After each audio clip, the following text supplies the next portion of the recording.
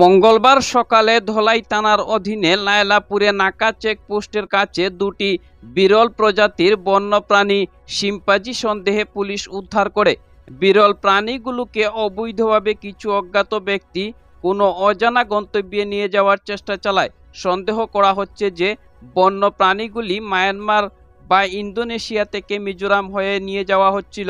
বিষয়টি নিয়ে পুলিশ একটি ফৌজদারি মামলা নথিভুক্ত করে তদন্ত শুরু করেছে বলে জানা গেছে।